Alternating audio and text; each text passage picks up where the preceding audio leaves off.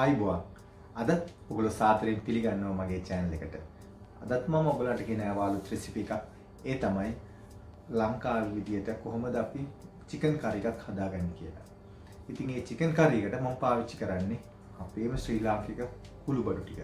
ඉතින් අපි බලමු මේ මොනවද ඒකට අවශ්‍ය අමුද්‍රව්‍ය කියලා. ඉතින් මෙතන තියෙනවා හොදලා පොඩියට කපලා හොදලා ගත්ත chicken කිලෝ එකක් මෙතන තියෙනවා. ඇත්තටම chicken curry එකක් හදනකොට අපිට අවශ්‍ය වෙන්නේ ප්‍රධාන වශයෙන් මේ chicken වල පොඩි කට්ටත් එක තමයි තියෙන්න ඕනේ.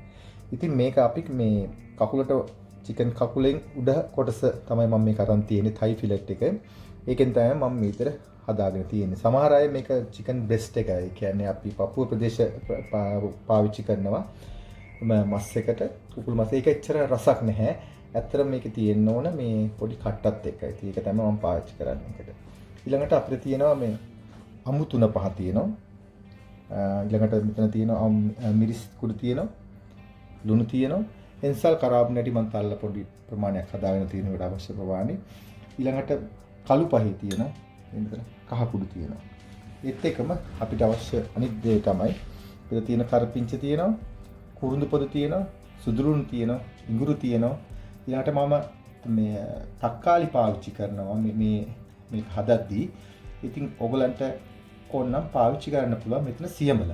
ඉතින් ඒ වෙනුවට මම සියඹල තිබුණා. නමුත් මම මේක තක්කාලි වලින් මේක හදන්නේ. තක්කාලි පොඩිය කපලා. ඊළඟට හීන කපාගත්ත සුදු ලුණු තියෙනවා. අවු මිරිස් තියෙනවා. රම්පේ තියෙනවා. ඉතින් මේ ඔක්කොම අපේම දේවල්, අපේම දේශීය දේවල් තමයි මම මේකට පාවිච්චි කරන්නේ. වෙනත් කිසිම දෙයක් මම මේක පාවිච්චි කරන්නේ නැහැ. විශේෂයෙන්ම ආසියාකර රටවල සෝස් ಜಾති කිසි දිනාකිරි ඒ කිසි දෙයක් නැහැ. ඉතින් හරි ලේසි මම ඔයගලන්ට හරි ලේසි මේ කියලා දෙන්න කොහොමද හදන්නේ කියලා. මුලින්ම මේ වගේ හට්ටියක් ලිපේ තියාගමු. ලියාගෙන ඊට පස්සේ තෙල් ටිකක් දාගන්නවා. තෙල් ටේබල් ස්පූන් දෙකක් විතර දෙකක් හෝ තුනක් දාලා මේක රත් වෙන්න හරලා ඊට පස්සේ අපි මේ රම්ප කරපුංච ගාලින්ජ ඒව ටික දාගන්න පුළුවන්. මුලින්ම ජින්ජර් ටික දාගන්නවා. ගාලික් මේ ඔක්කොම එක පාටක් දාගන්න පුළුවන්.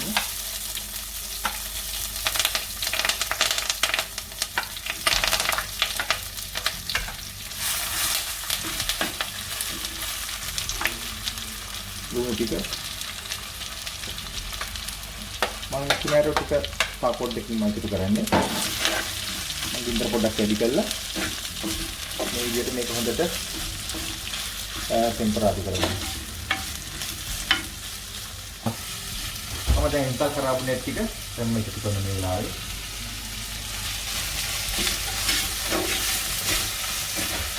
ඉතින් හරි සුවඳයි මේ ඔක්කොම දැද්දලෙනකොට හරි සුවඳක් එනවා මේ අවතම. ඉතින් මේක රස ඇත්තම තියෙන්නේ මේ සියල්ල එකට එකතු වෙනවා. ඒකට කියලා හොඳට දැදිනකොට තමයි මේක සුවඳ තියෙන්නේ. ඒක තමයි රස. ඒකට අපිට කිසිම රසකාරකයක් මේකට දාන්න අවශ්‍ය වෙන්නේ නැහැ. ඉතින් මම මේ වෙලාව එකතු කරන ඊළඟට මිරිස් කුඩු. ඉතින් මේ මිරිස් කුඩු ටික Tamanට දැවිල්ල අවශ්‍ය ප්‍රමාණය බලලා මේක එකතු කරන්න. මොකද ගොඩක් වැඩි කරගන්න එපා. ඊළඟට අමු පහේ තමයි මේ වෙලාව අපි එකතු කරගන්නේ. අමු පහේ එකතු කරගන්න. මොකද තියාගන්න මේ වෙලාවේ කළු පහේ එකතු කරන්න එපා. කළු පහේ ඔයාලා දන්නවා මේ කොච්චර සුවඳ වුණත් ඒක පිටතරහක් වෙනවා. ඉතින් අපිට ඒක තවත් මේකකින් බෙද ගන්න අවශ්‍ය නැහැ. ඒකයි මම අමු පහේ එකතු කරන්නේ. ඊළඟට කහ කුඩු ටික. ඉතින් මේ ටික ඔයාලට මේක හොඳට බැදින් අරින්න පුළුවන්. මේ සියල්ලමත් එක්ක මේ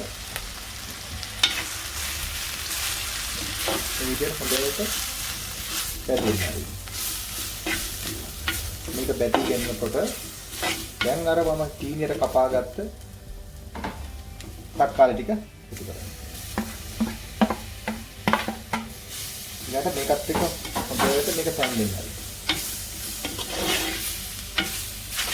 ඊළඟට මම මේ ටික තැම්බීගෙන එනකොට මම මේකට වතුර පොඩ්ඩක් එකතු කරනවා. අන්න මේ වතුරත් එක්ක මේක ටිකක් තැම්බෙන්න අරින්න ඕනේ. මේ තැම්බෙනකොට තැම්බි මේක ටික ග්‍රේවියක් වගේ හදා ගන්න ඕනේ. එතකොට ඊට පස්සේ තමයි අපි චිකන් ටික එකතු කරන්නේ. දැන් මේක පොඩ්ඩක් මේ විදිහට තැම්බෙන්න යනවා. ඔකට පේන ඇති මේ විදිහට මේක තැම්බෙන්න අරින්න හොඳට. එතකොට මට පොඩි තික් ග්‍රේවියක් වගේ මේක හදා ගන්න ඕනේ. එතකොට මේ ටික ඔක්කොම හොඳට තැම්බිලා තියෙනවා. ඔය චිකන් වලට වැඩි වෙලා යන්නේ නැහැ තැම්බෙන්නේ. දැන් ඔයාලා පේන ඇති මේක මම අර 3 5ත් ඔක්කොම කවලම් කරලා ඒ අවශ්‍ය දාපු ලුණු අවශ්‍ය ටික දාලා හොඳට මම කවලම් කරලා තියෙන්නේ. දැන් මම මේකට එකතු කරනවා මම අර කපාගත්ත චිකන් ටික. ඉතින් ඒවා මතක තියාගන්න සමහර අය බලනවා මොකද ඇයි මේ චිකන් ඒගොල්ලෝ කරන්නේ මේකට චිකන් එකට කලින් මේ මිරිස් කුඩු ඊළඟට 3 5 කුඩු කවලම් කරලා තියෙනවා. මෙන්න මේ ක්‍රමයේදී අපිට පොඩ්ඩක්වත් ඒක අවශ්‍ය වෙන්නේ නැහැ. ඒ විදිහට අත ගාලා තියලා පස්සු යන්න. ඔයාලට මේ විදිහට හදාගත්තාම මේ සෝස් එක ගතිය වගේ මේක හොඳට කුක් වෙලා තියෙන්නේ දැන්. ඊට පස්සේ මම මේකට තමයි මේ විදිහට මම චිකන් ටික එකතු කරන්නේ. මම පේන්නේ මේ විදිහට චිකන් එක එකතු කරන්නේ. දැන් හොඳට බොරේට තියෙනවා.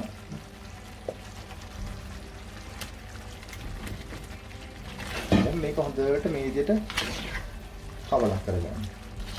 දැන් ඔයගොල්ලන්ට මේකෙන් ඔයගොල්ලන්ට පේන ඇති මේක හොඳට 3 5 ටික ඔක්කොම ටික හොඳට කලින්ම තැම්බිලා තියෙන්නේ. දැන් මේකත් එක්ක හොඳට කවලම් කරනවා. දැන් මෙතනදී මම එකතු කරනවා අවශ්‍ය දැන් මෙතන කිලෝයක් නේ තියෙන්නේ.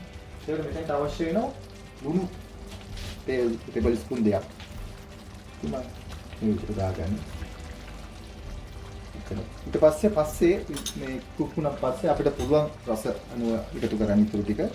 ඉතින් මෙතනදී මම තාම කළු පහ එකතු කරලා නැහැ මේකට. මම මේක තුන් කාට කුක් කරනකොට තමයි මම මේ කළු පහ එකතු කරන්නේ. එතකොට දැන් ඔයාලට පින්න මතක තියාගන්න චිකන් උත් වතුර උනන්න ගන්නවා. ඒක නිසා ගොඩාක් වතුර දාගන්න එපා. වතුර දැම්මොත් වෙන්නේ මේක නිකන් වතුර පොඩ ලොකු හොදි හට්ටියක් වගේ වෙයි. ඒක නිසා මම මේක හදන්නේ ගොඩාක් වතුරටත් නෙවෙයි. ගොඩාක් මේ බොර කළත් නෙවෙයි. ඒක ගානකට මම මේ චිකන් එක හදාගන්නේ. ඉතින් මම මෙතනදී පොඩි වතුරට එකතු කරන මේ වෙලාවේ ඉතින් එහා තවත් වතුර එකතු කරන්න එපා. වතුර මොකද උනන නිසා. මේ වගේ ප්‍රමාණය වතුර එකතු ගන්න බොහොම ස්වල්පයක්. ඔයගලන් තේරෙනවා. දැන් මේක මේ විදිහට මද ගින්නේ මේක විනාඩි 15ක් විතර අපි කුක් කරනවා. චිකන් එකනේ හරි ඉක්මනට කුක් වෙන්න පුළුවන්. ඉතින් අපි බලමු කොහොමද මේකේ තත්ත්වය කියලා. මේකේ හොඳට හරි සුවඳයි මේක. මොකද දැනට තැම්බීගෙන ඉන්නේ. අපි තව ටිකක් මේක තැම්බෙන්න ඕන. මේ විදිහට වහලම තියෙනවා. තව පොඩ්ඩකින් අපි ඊළඟ වතාවේදී මේ අරලා බලනකොට අපිට පුළුවන් කළු පහේ ටික දාගන්න. මොකද කළු පහේ කලින්ම දාගන්න නැත්නම් හේතුව තමයි අර තිත්තරහක් එන්න පුළුවන්. ඒක වළක්වා ගැනීම සඳහා තමයි මම මේක අන්තිමට වගේ එකතු කරන්නේ. මෙතින් දැන් චිකන් එක තැම්බිලා තියෙන්නේ. තැම්බිලා කියන්නේ මේක තව ටිකක් පොඩ්ඩක් වෙලා තැම්බෙන. නමුත් මම මේ වෙලාවේ තමයි අර මම ඔයගොල්ලෝ කිව්වා වගේ කළු පහේ ටික එකතු කරන්නේ. එකතු කරලා මේකත් එක්ක හොඳට කවලම් කරලා අපි තියමු තව ටිකක් මේක සම්පූර්ණ කුක් වෙන්න. මොකද දැන් චිකන් එක හොඳට කුක් වෙන්න ඕනේ. මැද එහෙම හොඳ නැත්තම් මේ විශේෂයෙන් මේ කටු තියෙන නිසා ඒ කටු අතරේ හොඳට කුක් කරලා තියෙනවා. නැත්තම් වෙන්නේ සමහරවිට නරක වෙන්න පුළුවන්. ඒ ගැන ඔයගොල්ලෝ හොඳට කල්පනා වෙන්න ඕනේ. මේ තියෙන හරි ලස්සනට පාට මෙන්න මේ තෙල් පෑදීගෙන එනවා කියන්නේ චිකන් එක ගොඩක් දුරට මේ කුක් වෙලා තියෙනවා. ඉතින් ඒකේ මේක ලක්ෂණයක් තමයි මේක බලා ගන්න පුළුවන්. මේක හොඳට මේ කුක් වෙලා තියෙයි කියලා බලා ගන්න පුළුවන්. ඉතින් ඒක හොඳ ලක්ෂණයක්. ඉතින් අපි ඒක තව ටිකක් කුක් කරනවා. මතක තියාගන්න මේ චිකන් එකක් උයද්දී මේ චිකන් කෑලි කුඩු කරගන්න එපා. මොකද ඕක කුක් වුණාන් පස්සේ කෑලි වලට ගැලවිලා යනවා. ඊළඟ තව එකක් තමයි ඔයගොල්ලෝ චිකන් තෝරගත්තී තනිකර ඩ්‍රම් ස්ටික් වෙනව නම් ඩ්‍රම් ස්ටික් කරලා මතකෙන්ව අන්තිම ධාරේ කපලා අයින් කරගන්න ඕන. මොකද සමහර අයට මේ ඩ්‍රම් ස්ටික් මේ අපි කියන්නේ කකුල් උයද්දී ඒවල සම්පූර්ණ පිටින් උයනවා. ඒක නිසා ඒක මතක තියාගන්න කොන් කපලා ඒ කෑලි පින් කරලා තමයි ව්‍යාගන්න වෙන්නේ. ඉතින් මේ වගේ මික්ස් එකේ ගත්තාන් පස්සේ ලේසි හරි පෙනුමයි ලස්සනයි. මේ මොකද චිකන් එකට අපි ගොඩක් වලට ග්‍රේවිත් එක්ක තියෙන්න ඕන. ඉතින් ඒකයි මේ හොඳට මේ බලන්න මේකේ තික් ගතිය තියෙනවා. මම කිසිම දෙයක් දාලා නැහැ. නමුත් වතුර මම වැඩි කරගත්තේ නැහැ. ඉතින් ඒකේ තමයි වෙනස් තියෙන්නේ. ඔන්න බලන්න මම හදාගත්ත ලාංකික විදියට හදාගත්ත මේ චිකන් කරි එක. ඔයාලට පේන මම මේ කොරියන්ඩර් පොළ ටිකක් දාලා තියෙනවා තැනින් තැන. ඉතින් ඔයාලට පේන එක තෙල් පෑදිලා කිසිම දෙයක් මේකට රසකාරක දාලා නැහැ. මතක තියාගන්න 3-5 වැඩි කරගන්න එපා. නැත්නම් තිත්තරහක් එන්න පුළුවන් චිකන් එකේ. ඊළඟට ඔයාලට වැදගත්ම දෙයක් තමයි මම මෙතන කියන්නේ. කවදාවත් මේකේ වතුර ගතිය වැඩි වුණා කියලා කවදාවත් මේකට කෝන් ෆ්ලාවර් වගේ දේවල් එකතු කරන්න එපා මේක යනකම්. මොකද ඒක එතකොට සම්පූර්ණ ඒකේ තියෙන ඒ රසය සම්පූර්ණ වෙනස් වෙනවා. මේ වගේ පැහැදිලි පෙනුමක් එන්නේ නැහැ. ඒක නිසා මේ විදිහට තමයි අපි හොටෙල් වලත් කරන්නේ. ඉතින් ඔයගොල්ලෝ හිතට මම හිතන්නේ ඔයගොල්ලෝ මේක හරියටම ඉගෙන ගන්න නැති කොහොමද ඒක හරිය හදන්න කියලා. ඔයගොල්ලෝ වෙන කිසිම දෙයක් එකතු කරන්න එපා. අපේ ශ්‍රී ලාංකික කුළු බඩු ටික විතරයි මේකට එකතු කරන්න ඕනේ. දැන් ඔයගොල්ලෝ දැක්කා කොහොමද ඒක ශ්‍රී ලාංකික විදියට අපේ ශ්‍රී ලාංකික විදියට කොහොමද චිකන් කරි හදාගන්නේ කියලා. ඉතින් හරිම ලේසි, හරිම පහසුයි. වැඩි දඟලන දෙයක් නැහැ. හරි ලේසියෙන් හදාගත්තා. ඉතින් මම හිතනවා ඔයගොල්ලෝ වෙනත් විදියට හදනවා ඇති. මේ විදිහට try කරලා බලන්න. try කරලා බලලා අපිට comment එකක් දාන්න. ඊළඟට මේකේ සම්පූර්ණ විස්තර ටික අවශ්‍ය ingredient ටික මම අපේ මේ වීඩියෝ එක පල්ලෙහායි මම දාලා තියෙනවා recipe එක. ඔයාලට ඒක බලා ගන්න පුළුවන්. ඉතින් නැවතත් මෙවැනිම ලස්සන වීඩියෝ එකකින් හම්බ වෙන තුරු ඔබට සුබ දවසක්. ඊයෙන් එන්න ආයුබෝවන්.